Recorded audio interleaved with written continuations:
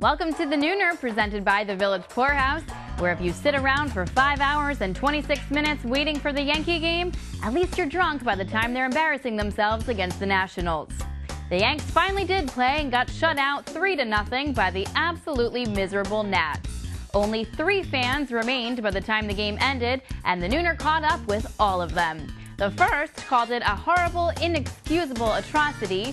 The second said it was, quote, the worst 9 hours I've ever spent in New York City, including all that time I've spent in homeless shelters and inside subway tunnels. And the third called it still better than being a Jets fan. However, Yankees brass was happy that all the rainwater finally properly filled the moat around the Legend Suites, as now the commoners truly know their place.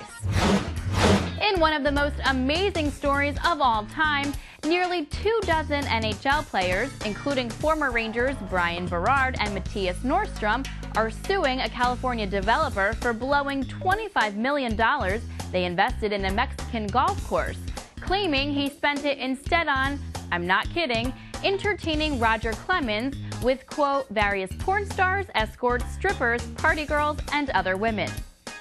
Just one question. What other women would the Rocket be interested in besides various porn stars, escorts, strippers, and party girls? I mean, he's a family man, remember?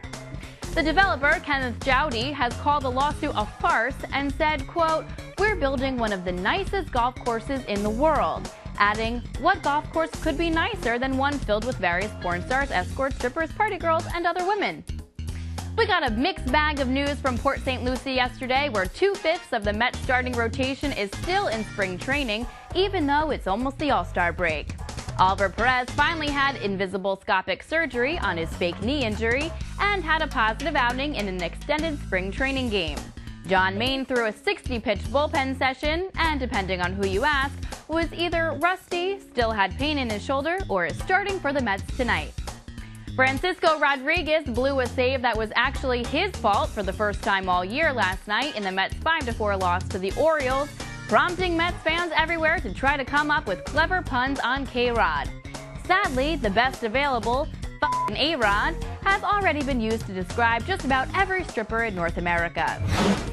In U.S. Open news, the USGA has announced that they will not honor rain checks from yesterday's washed-out play at Bethpage.